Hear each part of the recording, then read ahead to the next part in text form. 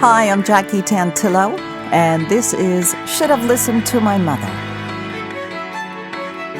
So proud to announce that Should Have Listened to My Mother has won a 2024 People's Choice Podcast Award. Thank you for all of your support and your votes. Our award is for Best Podcast in the Society and Culture category, which I think is very appropriate.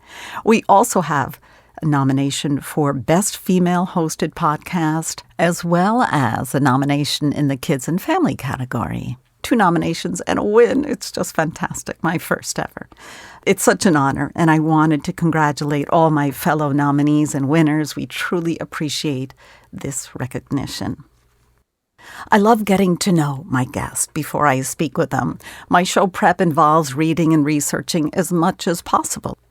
As I was reading The Secret Life of Dorothy Soames by Justine Cowan, I felt as though I was reading a movie script, convinced it was fiction because it was implausible that this could actually happen to a young child. Unfortunately, it happened to my guest's mother, not far outside of London, just prior to World War II.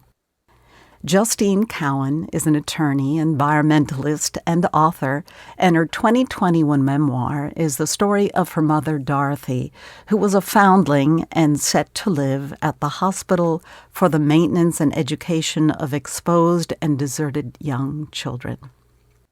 In Dorothy's case, her biological mother delivered her newborn baby to the government-run facility under the impression that her daughter would be cared for, educated, and placed into the loving arms of the caregivers. In reality, the children were being abused and solely raised to become housekeepers and/or domestics for the more fortunate. From a young age, Justine instinctually knew that her mother was illegitimate, though her mother presented as a sophisticated, upper-class, well-educated woman. Yet Justine never heard a word, nor ever met any relatives living in England. What Justine did see was a mother who was fraught with anxiety, fear, and a volatile temper. My guest didn't learn the truth of her mother's past of physical and emotional abuse until after her mother's death. After years of research, Justine uncovered the real story of her mother, and we now have this incredible memoir, Justine Cowan. Thank you so much for writing this, and welcome to Should Have Listened to My Mother. Well, thank you for having me, and congratulations on your award. Isn't this great? That's wonderful news. How exciting. So great to share it with you and all my listeners. It's really, really special. We work hard, as all podcasters do. It's a lot more than people imagine, the amount of work that's involved in getting weekly shows out. So it's really exciting. So is this hard for you to talk about? I mean, you've spent years researching this. You've done many interviews. I know it's a passion of yours and it changed your life, but does it take you to a place that takes you a while to shift out of after you've had another conversation about it? It used to, and it was very difficult to talk about. And I still remember my first interview. I could barely get the words out.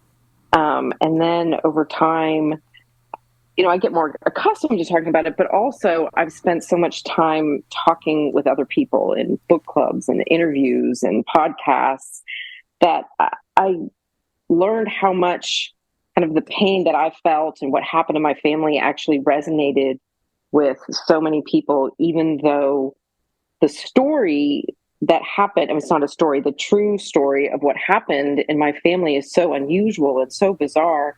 It really did touch on themes that are actually much more common than I ever thought. But this is not the only instance of children being mistreated. I mean, this is happening all over the world, even today, unfortunately. Yes, that is true, but also just the dynamic of the mother-daughter relationship and the amount of dysfunction in the world that, the abuse that's happened to children that we don't even know about. That's been passed down from generation to generation. And sometimes there'll be someone who has a difficult mother or a difficult relationship and they don't always know why. And in some ways I felt like I was lucky because I had that kind of difficult relationship, and I was able to just, to fly to England and go look through files and really get an answer of how my family dynamic was shaped. And a lot of people aren't so fortunate to be able to understand what really happened. Right.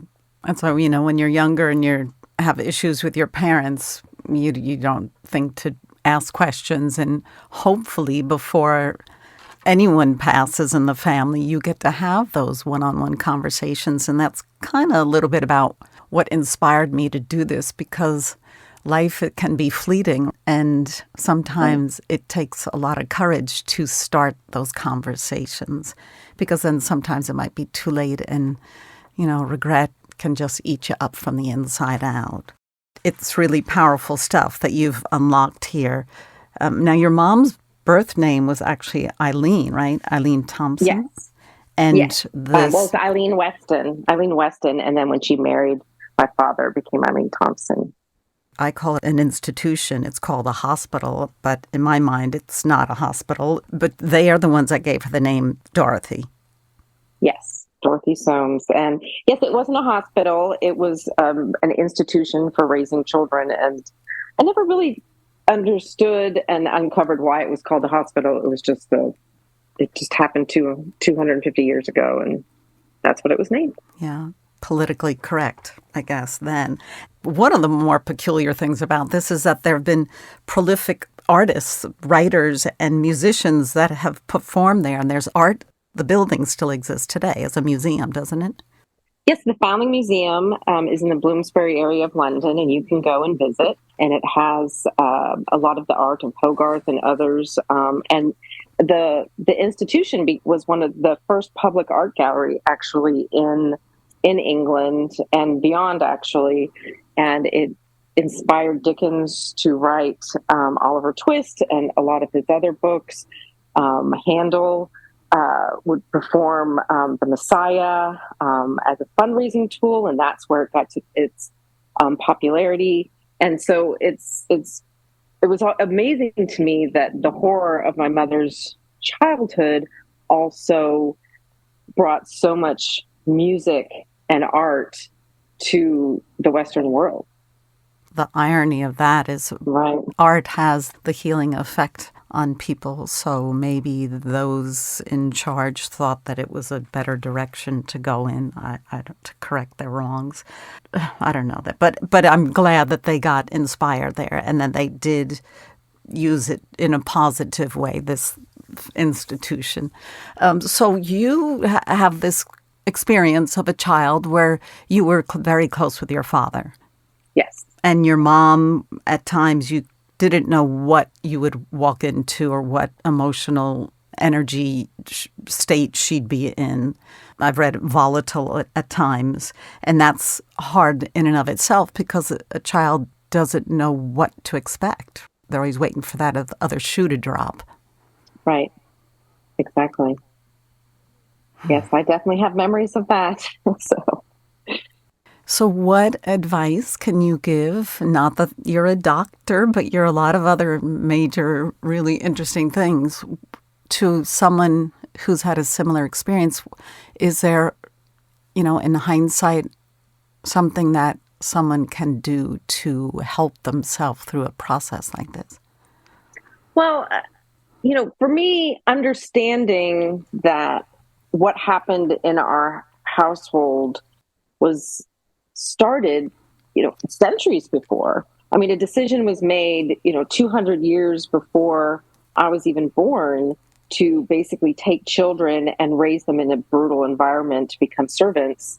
And that is the environment that shaped my mother, and that brought the dysfunction into our home. And that a lot of times when there's dysfunction in a home, probably almost all the time, something happened outside the household that created that. And when you're the victim of, and you're a child in that kind of family, it's very common to blame yourself. Even if you can't articulate it, somewhere it's in your psyche and in your soul that somehow you've created that problem. And so understanding that is one of the first steps that this, if you're a child, you didn't create that problem. And that chances are that your parents went through something that was very difficult. Now, with that said, I strongly believe that when a parent mistreats their child, there's likely a reason that some kind of abuse happened to them in the past, and that society at large needs to understand what happened there and to fix that. But it's not the child's responsibility to understand and forgive the parent for that if they're not able to do that. So I know that in my mother's case, she went through a lot of things, and I was not able to be there for her, but that's not my role as the child. Did she ever go to therapy? Can't remember in the book. Did you mention, did she ever try and get help? I encouraged her. I mean, I was a 16-year-old begging my mother to go to therapy, and she didn't. But she did reach out to various kind of self-help groups. There may have been a therapist. I feel like my father may have mentioned somebody, but that wasn't something that was shared with me. But, what happened to my mother was so extreme that it's difficult to overcome. And it's always hidden. There's such shame in it that it compounds the problem, the issues.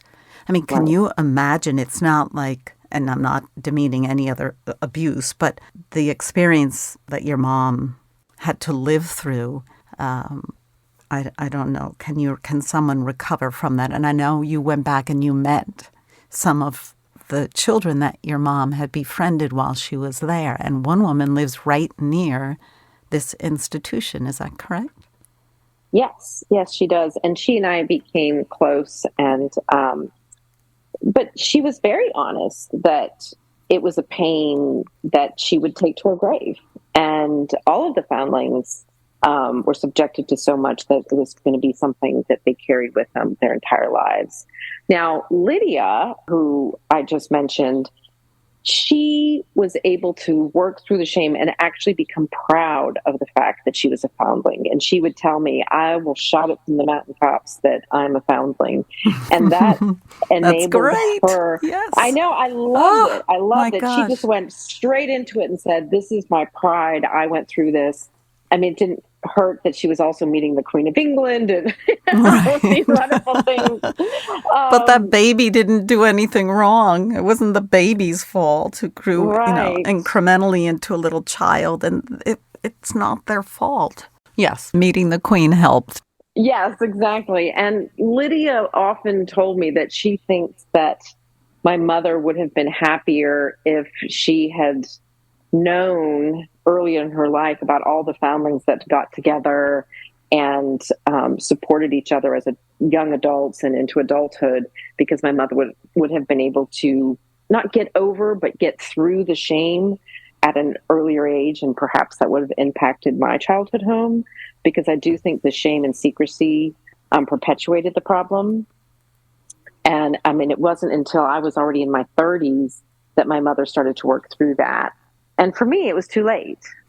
Hopefully it wasn't for my mother. Yeah. Well, right. Had she known that these groups were around, it could have just given her some peace of mind. Everyone else was working through it in different ways, and it could have been a learning experience, and just maybe would have helped her open up had she been able to tell you. I assume your father knew. I think you mentioned in the book that your dad knew what had happened. Yes, he did know. I don't know when he knew, but he did know. I suspect that when they got married that he probably didn't know. It was no surprise to me that she married an American GI. If you'll explain that story that she was able to experience as a young teen at Christmas time. Yes, well, Christmas was a bleak event at the Foundling Hospital. But then one day when they were out for their walk, they heard Jeeps coming, and World War II was underway, and nearby American GIs were at Bovington Air Force Base, and a convoy was going by, and the GI stopped and started throwing gum out to all the children there, and they were smiling, and and casual and at ease and bringing joy. And my mother was just amazed at these adults that were focused on bringing smiles to their faces. And then later, she was able to go to Bovington Air Force Base, where she was able to have Christmas, where each foundling was put at a table with all, 7 or 8 American GIs, and she got to eat to her heart's content, even though she was so nervous she could barely eat. And Oh my gosh. it was and it was one of the most joyous nights of their life at that point. And so she viewed American GIs as just saviors who came in and brought happiness and joy to an otherwise very bleak existence. And so, it was her dream. And she would even sneak into the library, which she wasn't allowed to do, and steal books. And she stole a book that talked about a young boy who was, out on a river, and then grew up to be the president of the United States, Abraham Lincoln. And so she thought that was also that America was a place where anything could happen. And in England at the time, and for her destiny was predestined. She was going to be a servant, and that was it. And for her, America represented some place that she could experience joy and opportunity. A new beginning. Yes. It was one of your grandmothers that paid for her to come overseas, to come to the U.S.? And just a heads up, there is a spoiler alert coming up right now. After the book came out, I heard from various people, including foundlings that knew my mother, and also some genealogists that were able to put together some records and that sort of thing. And I was able to piece together that after my mother left the Foundling Hospital and went back to the farm and met her mother, that her mother paid for her to go out to America. Well, actually, she came to Canada and then down to San Francisco. And so, at the end, her mother did make it possible. Her biological mother. Okay, so you can start listening again. Unplug your ears. The spoiler alert's over. Is your mom's presence stronger with her absence? Oh, she had a very strong presence when she was alive. And it caused me a great deal of anxiety if my mother called, if I had to be with her. It was really a signal to me that something deeper was wrong because of the amount of anxiety I felt in her presence. After she died, as I talked about in the book, her death was extraordinarily powerful to me. I was distraught. I could, cried just from the depths of my insides, which shocked me because this was a woman who I had vowed that I despise, and she dies, and I'm not joyful. I'm devastated. And her passing and the journey that I took after that allowed me to replace the frightening, anxiety-provoking image of my mother into an image of someone who was broken and who I can have some compassion for. It makes a difference when you find out it can make a difference when you find out what was causing her instability. Right. So it's important to keep in mind, though, that, when you're in the throes of a toxic relationship, that might not be the time to find out everything. Because a lot of times the feelings that you're feeling, such as anxiety or anger, or in my case, even hatred, is protecting you in a way. And so that might not be the time to find out everything that's going on until you're in a place of safety and comfort so that you can understand it and come to understand the full story behind your family from a place where you feel comfortable. She had given you this stack of a folder of papers, but you did not. What was the time period between when she gave it to you and you finally looked at it after she had passed? But how long was that? She sent me the story when I was in my 30s, and so I did not look at it at that point because I didn't want to know. For me, my mother she was using it in my mind as some sort of weapon or a way to get forgiveness, when what I wanted was her to apologize, and I wanted her to treat me differently. And, I've received the question a lot since publishing the memoir of, why didn't you read it back then?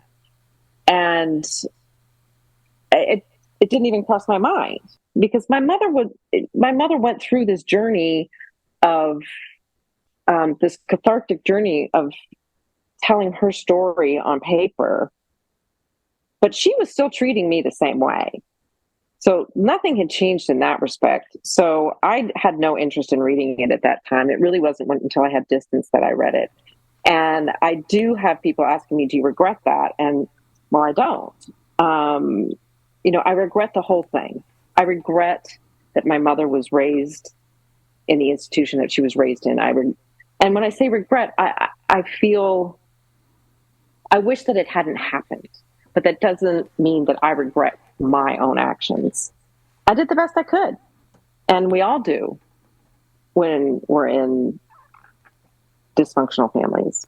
Yeah, I would assume it was, and your expectation was, oh, this is more a manipulative tool for her to maybe get more sympathy from me or something like that. So I probably wouldn't have read it myself. I don't know.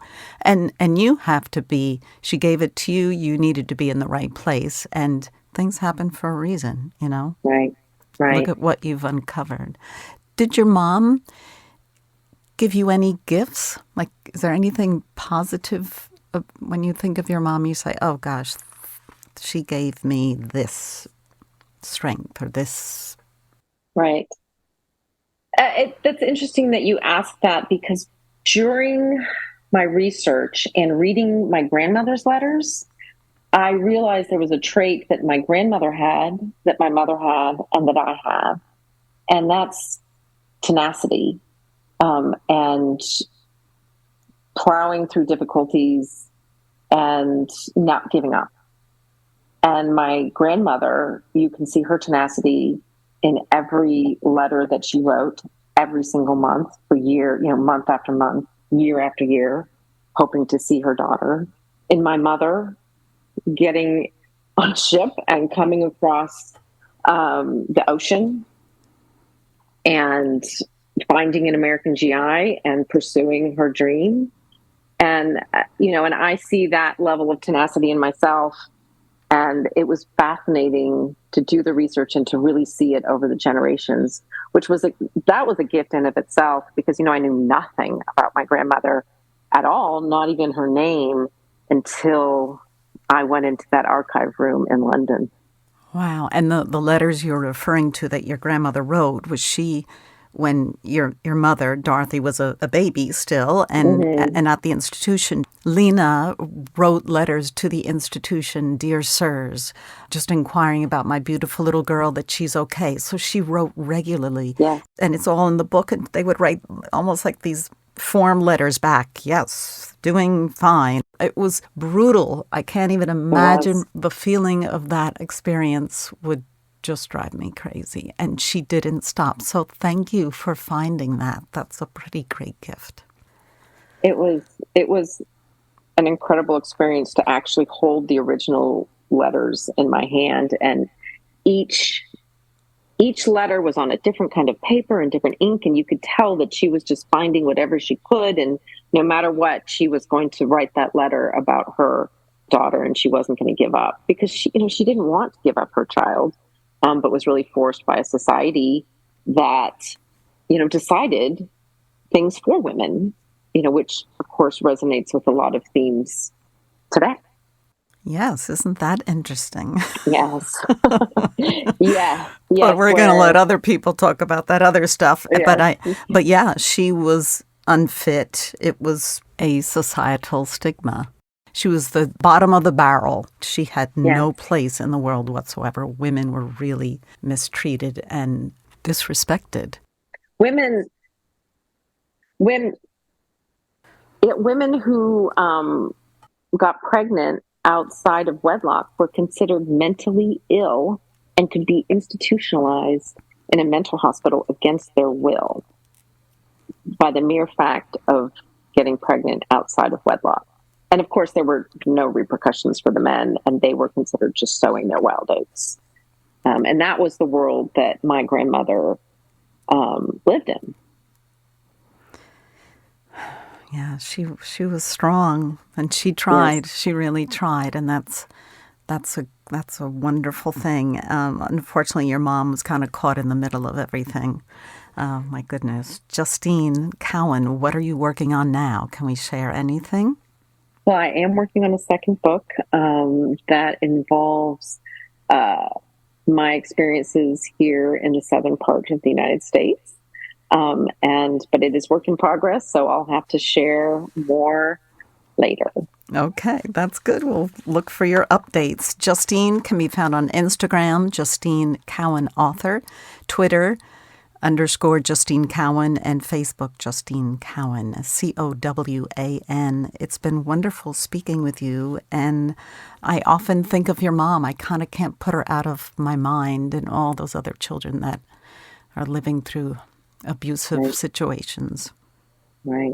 So, and the one last thing I'll say is that I do a lot of work with book clubs, and I do virtual drop-ins, and it's been a pretty remarkable experience, and probably one of my favorite parts of writing the book.